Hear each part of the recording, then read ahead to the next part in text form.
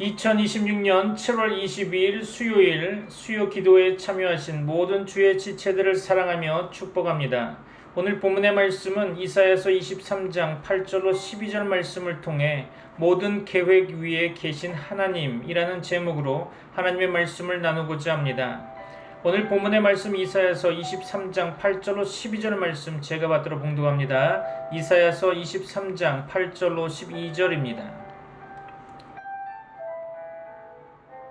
면류관을 씌우던 자요, 그 상인들은 고관들이요, 그 무역상들은 세상의 존귀한 자들이었던 두로에 대하여 누가 이 일을 정하였느냐? 만군의 여호와께서 그것을 정하신 것이라. 모든 누리던 영화를 욕되게 하시며 세상의 모든 교만하던 자가 멸시를 받게 하려 하심이라. 딸 다시스여, 나일같이 너희 땅에 넘칠지어다. 너를 속박함이 다시는 없으리라. 여호와께서 바다 위에 그의 손을 펴사 열방을 흔드시며 여호와께서 가나안에 대하여 명령을 내려 그 견고한 성들을 무너뜨리게 하시고 이르시되 너 학대받은 처녀 딸 시도나 내게 다시는 희락이 없으리니 일어나 기띔으로 건너가라. 거기에서도 네가 평안을 얻지 못하리라 하셨느니라. 아멘.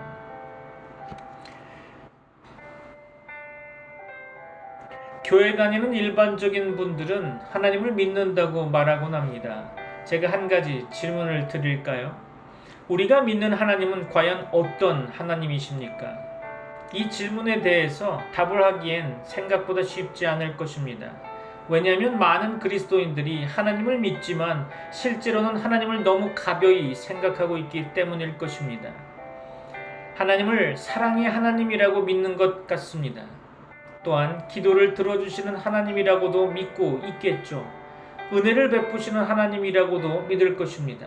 그런데 정작 하나님께서 온 세상 역사를 다스리시는 분이라는 사실은 잊고 살아갈 때가 많습니다. 그래서 기도할 때도 마치 하나님께 내 계획을 허락받으려는 것처럼 기도하곤 하죠. 하나님, 제가 세운 계획이 잘 되게 해주십시오. 제가 원하는 길을 열어주십시오. 그렇죠. 물론 그것도 기도하고 우긴다면 기도일 수도 있겠죠. 그러나 성경은 우리에게 더 큰 질문을 던지고 있습니다. 여러분은 하나님의 계획을 알고 있습니까? 그렇죠. 신학에서는 이것을 하나님의 주권, Sovereignty of God이라고 부릅니다. 하나님의 주권이란 하나님께서 온 우주와 역사 그리고 모든 피조물을 하나님의 뜻대로 다스리시는 절대적인 통치권을 말하는 것입니다. 쉽게 말하면 세상에는 수많은 왕이 있지만 진짜 왕 중의 왕은 하나님 한 분뿐이라는 거죠. 모든 국가의 정치, 경제, 문화, 사회도 모두 하나님의 허락 안에서 움직인다는 것입니다. 이것이 성경이 말하는 하나님의 주권인 거죠. 우리가 성경을 읽다 보면 자꾸 하나님을 이스라엘의 하나님으로만 생각하기 쉽습니다. 그러나 성경은 절대 그렇게 이야기하고 있지 않죠. 출애굽의 하나님은 애굽도 다스리셨습니다. 다니엘의 하나님은 바벨론도 다스리셨죠. 바사도 헬라도 로마도 하나님이 다스리셨습니다. 모두 하나님의 손 안에 있었던 것이죠. 하나님은 교회 안에서만 일하시는 분이 아니라 세계를 통치하시는 왕이십니다. 믿습니까? 그런데 오늘 본문은 조금 놀라운 이야기를 우리에게 들려주고 있죠. 오늘 말씀의 주인공은 이스라엘이 아닙니다. 유다도 아니죠.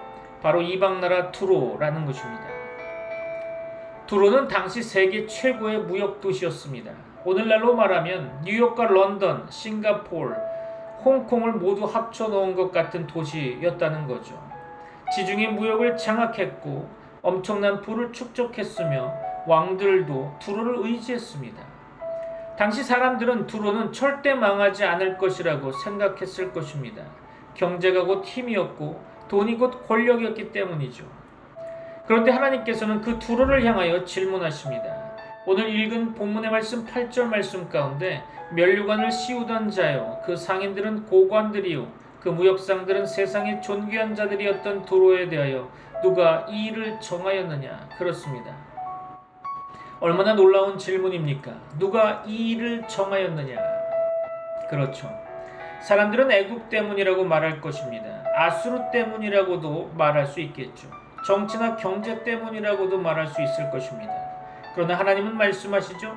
오늘 본문의 말씀 9절 말씀 가운데 만군의 여호와께서 그것을 정하신 것이라. 그렇습니다. 이 한 절이 오늘 본문의 핵심인 거죠. 세상은 우연으로 움직이는 것이 아닙니다. 강대국이 힘으로 움직이는 것도 아니죠. 돈이 역사를 만드는 것도 아닙니다. 모든 계획 위에는 하나님의 계획이 있다는 것입니다. 사랑하는 성도 여러분, 우리는 종종 왜 이런 일이 일어났을까? 왜 내 계획은 무너졌을까? 왜 세상은 이렇게 혼란스러운가? 그렇게 질문하곤 합니다. 그런데 하나님께서는 먼저 너는 누구를 하나님으로 믿고 있느냐라고 물으십니다. 하나님은 우리 인생의 한 부분만 맡으시는 분이 아니라 우리 삶 전체를 다스리시는 주님이십니다. 믿습니까?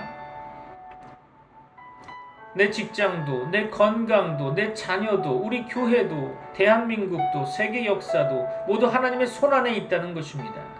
그러므로 하나님을 믿는다는 것은 내 계획이 이루어지는 것을 믿는 것이 아니라 하나님의 계획이 언제나 가장 선하고 가장 옳다는 사실을 신뢰하는 것으로부터 시작됩니다. 오늘 이사야는 우리에게 바로 그 하나님을 소개하고 있는 거죠. 그리고 이제 우리는 본문을 통해서 모든 계획 위에 계신 하나님이 어떤 분이신지를 함께 살펴보고자 합니다. 사랑하는 성도 여러분, 오늘 본문은 우리에게 몇 가지 사실을 알려주고 있습니다. 첫째로 본문이 우리에게 알려주는 사실은 인간의 계획은 결국 자신의 영광을 세우려는 데 있다는 것입니다.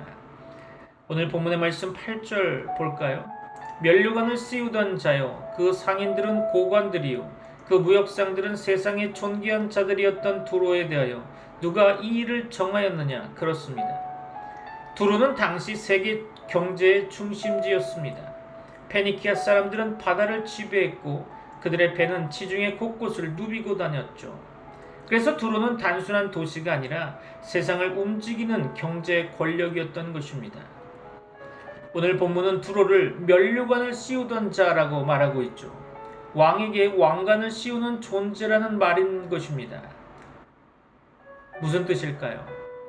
두로가 왕들을 세우고 나라의 흥망을 결정할 만큼 영향력이 있었다는 것입니다. 또한 본문은 그 상인들은 고관들이었다. 무역상들은 세상의 존귀한 자들이었다라고 말합니다. 오늘날로 말하면 기업인이 정치인보다 더 큰 영향력을 갖는 시대와 같다는 말이겠죠. 돈이 권력이 되었고 경제가 신이 된 시대였습니다. 그런데 여기서 주목할 표현이 하나 있죠. 8절 말씀 가운데 정하다라는 단어가 나옵니다. 이는 히브리어 원어로 보면 단순히 생각했다는 뜻이 아닙니다. 의논하다, 결정하다, 목적을 세우다 라는 의미를 가지고 있죠. 두로도 자기 미래를 계획했을 것입니다. 자기 번영을 꿈꿨겠죠. 자기 성공을 계획했을 것입니다. 그러나 그 계획에는 하나님이 없었다는 거죠. 이것이 인간의 죄입니다. 죄는 단순히 나쁜 행동이 아니라 하나님 없이 미래를 설계하는 것입니다. 오늘 우리도 그렇지 않습니까? 우리의 신앙을 점검해 보았으면 합니다. 우리는 사업을 계획하죠. 노도 계획하곤 합니다. 자녀도 계획하죠. 그런데 하나님께 묻고 있지 않고 계획한다면 우리 역시 두로와 다르지 않다는 것입니다. 잠언 16장 9절은 말하고 있죠. 사람이 마음으로 자기의 길을 계획할지라도 그의 걸음을 인도하시는 이는 여호와시니라. 아멘. 그렇습니다. 우리는 계획할 수 있지만 결정하시는 분은 하나님이십니다. 믿습니까? 둘째로 본문이 우리에게 알려주는 사실은 하나님의 계획은 인간의 교만을 반드시 낮추신다는 것입니다. 이제 본문의 말씀 9절을 봅니다. 오늘 본문의 핵심이죠. 만군의 여호와께서 그것을 정하신 것이라. 모든 누리던 영화를 욕되게 하시며 세상의 모든 교만하던 자가 멸시를 받게 하려 하심이라. 아멘. 그렇습니다. 여기서 다시 같은 단어가 나오고 있는데요. 8절에서는 누가 이 일을 정하였느냐라고 질문하고 9절에서는 여호와께서 이 일을 정하셨다라고 대답하고 있습니다. 이사야는 의도적으로 같은 단어를 반복하고 있죠. 왜 그랬을까요? 세상에도 계획이 있지만 그 위에는 더 크신 하나님의 계획이 있다는 것입니다. 그리고 하나님께서 왜 그렇게 하셨을까요? 본문은 이렇게 말합니다. 모든 영광의 교만을 더럽히시며 여기서 더럽히다 라고 하는 단어의 히브리어 원어의 의미는 거룩한 것을 속되게 만들다 라는 뜻도 있지만 본문에서 적절하게 해석하려고 한다면 높아진 것을 낮추다, 명예를 욕되게 하다라는 의미로 해석하는 것이 적절해 보입니다. 왜 하나님은 그렇게 하셨을까요? 하나님께서 성공을 미워하시기 때문이 아닙니다. 부를 싫어하시기 때문도 아니죠. 교만을 미워하시기 때문입니다. 성경은 반복해서 말씀하고 있죠. 하나님은 교만한 자를 대적하시고 겸손한 자에게 은혜를 주신다. 그렇습니다. 두로의 문제는 돈이 많아서가 아니라 돈이 하나님 자리에 올라갔기 때문입니다. 인간의 영광이 하나님의 영광을 대신했기 때문이라는 거죠. 사랑하는 성도 여러분, 우리도 조심해야 합니다. 신앙생활을 오래 하면 믿음을 자랑할 수 있습니다. 직분을 자랑할 수도 있겠죠. 경험을 자랑할 수 있을 겁니다. 그러나 하나님은 우리의 교만을 오래 놔두지 않으십니다. 왜냐하면 하나님은 우리를 무너뜨리려는 것이 아니라 우리를 하나님께로 돌이키려 하시기 때문인 거죠. 세 번째로 본문이 우리에게 알려주는 사실은 하나님의 계획은 심판으로 끝나지 않고 하나님께 돌아오게 하는데 목적이 있다는 것입니다. 오늘 본문 10절과 12절은 두로가 피난처를 잃고 안식을 잃는 모습을 보여주고 있습니다. 본문을 읽어볼까요? 이사야서 23장 10절로 12절 말씀입니다. 딸 다시스여, 나일같이 너희 땅에 넘칠지어다. 너를 속박함에 다시는 없으리라. 여호와께서 바다 위에 그의 손을 펴사 열방을 흔드시며 여호와께서 가나안에 대하여 명령을 내려 그 견고한 성들을 무너뜨리게 하시고 이르시되 너 학대받은 처녀딸 시도나 내게 다시는 희락이 없으리니 일어나 기띔으로 건너가라. 거기에서도 네가 평안을 얻지 못하리라 하셨느니라. 아멘. 그렇습니다. 네가 평안을 얻지 못하리라. 그렇죠. 이 말씀은 경제가 무너지기 때문만이 아닐 것입니다. 하나님을 떠난 인간은 참된 안식을 누릴 수 없다는 뜻으로 보는 것이 적절한 해석이겠죠. 아무리 돈이 많아도 아무리 성공해도 하나님이 주시는 평안은 세상에 줄 수 없다는 것입니다. 흥미로운 것은 이사야서 23장은 여기서 끝나지 않고 있다는 거죠. 후반부에 보면 18절 말씀 가운데 놀라운 반전이 나옵니다. 두로의 재물이 결국 여호와께 바쳐질 것이라고 말씀하고 있죠. 심판의 목적은 멸망이 아니라 회복인 것입니다. 하나님은 무너뜨리시지만 다시 세우시는 하나님이십니다. 낮추시지만 은혜로 높이시는 하나님이십니다. 믿습니까? 십자가도 마찬가지였습니다. 예수님은 자신을 낮추셨고 하나님은 그를 지극히 높이셨습니다. 우리도 우리 계획이 무너질 때 절망하지 않기를 바랍니다. 혹시 하나님께서 더 크고 선한 계획으로 우리를 인도하고 계실 수도 있기 때문입니다. 믿습니까? 사랑하는 성도 여러분, 오늘 본문은 단순히 이방 국가인 두로의 이야기가 아닙니다. 우리의 이야기일 수도 있다는 거죠. 우리는 매일 계획을 세웁니다. 그렇죠? 그러나 성경은 우리에게 묻고 있습니다. 그 계획 위에 하나님이 계십니까? 그렇습니다.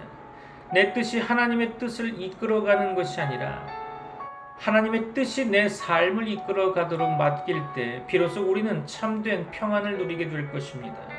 그러므로 오늘 저녁 우리의 기도는 주님 제 계획을 이루어 주십시오가 아니라 주님 제 계획보다 더 크고 선하신 주님의 계획 안에 저를 사용하여 주옵소서.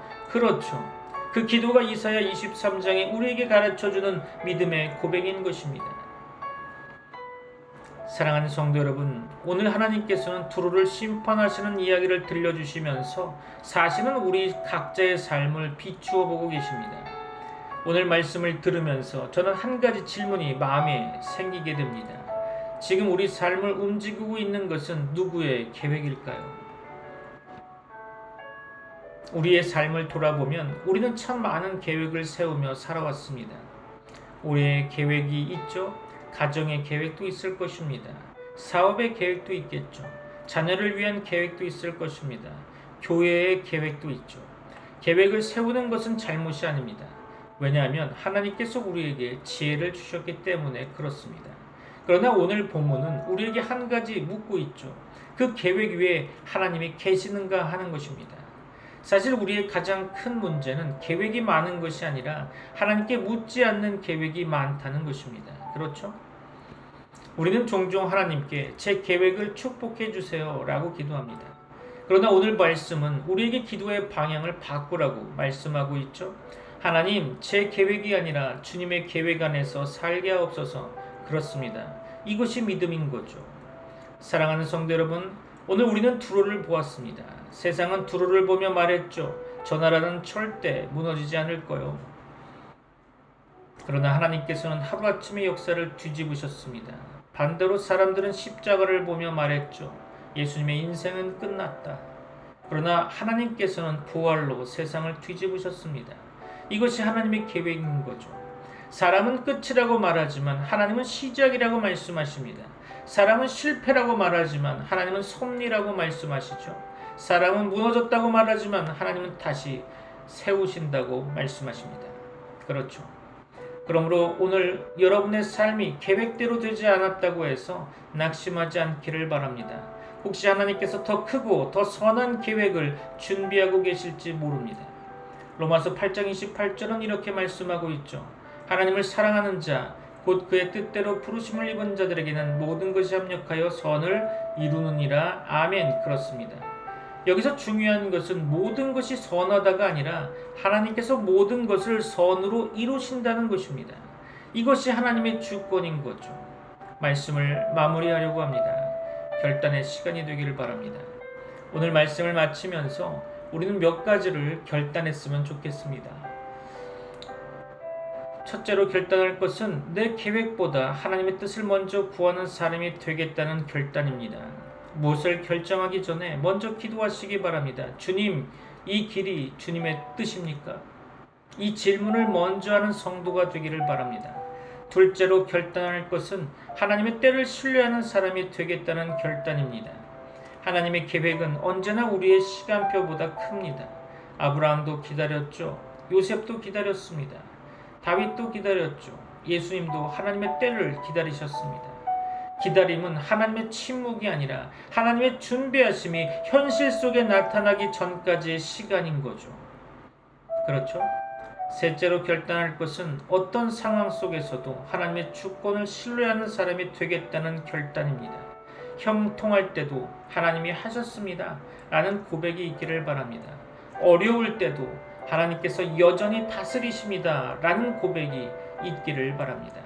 왜냐하면 우리의 하나님은 어제도 하나님이셨고 오늘도 하나님이시며 내일도 하나님이시기 때문입니다. 사랑하는 성도 여러분, 오늘 이사야는 우리에게 하나님을 크게 보라고 말씀합니다. 세상은 강대국을 두려워하지만 하나님의 백성은 하나님을 경외해야 합니다. 세상은 돈을 의지하지만 우리는 하나님을 의지해야 한다는 거죠. 세상은 자신의 계획을 붙들고 있지만 우리는 하나님의 계획을 붙들어야 한다는 것입니다. 오늘 이 수요 기도회가 끝난 후에도 우리 마음속에 이 한 구절이 계속 울려 퍼지기를 바랍니다. 만군의 여호와께서 이를 정하셨다. 그렇습니다. 이 고백이 우리의 신앙 고백이 되기를 바랍니다. 주님, 제 삶의 주인은 제가 아닙니다. 모든 계획 위에 계신 하나님이십니다. 그러므로 제 뜻보다 주님의 뜻이 이루어지기를 원합니다. 그 믿음으로 살아가는 저와 여러분이 되시기를 주 예수 그리스도 이름으로 축원합니다. 기도하겠습니다. 지금은 우리 주 예수 그리스도의 은혜와 하나님의 사랑과 성령님의 교통하심이 트리니티 미라클 교회 모든 권속들과 세계 교회 위에 이제부터 영원까지 함께 있을지어다. 아멘.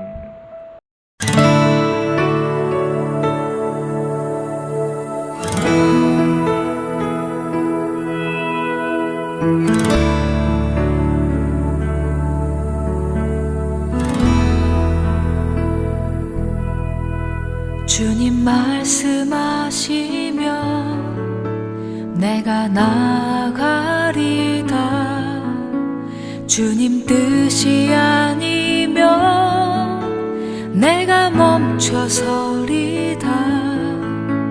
나의 가고 서는 것 주님 뜻에 있으니 오 주님 나를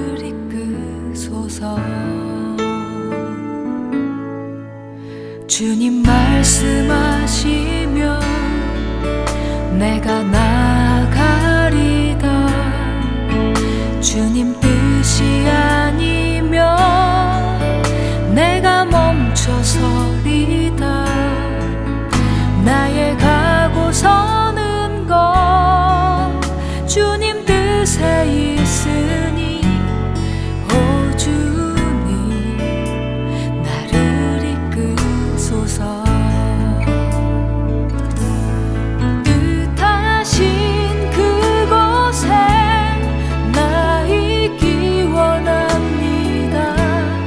이끄시는 대로 순종하며 살리니 연약한 내 영혼 통하여 일하소서.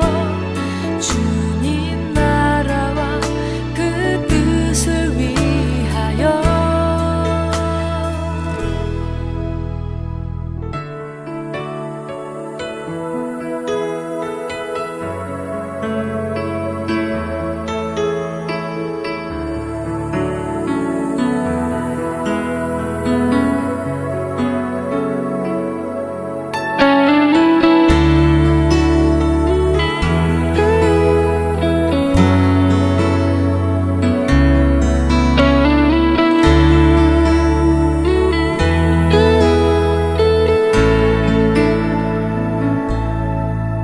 주님 말씀하시며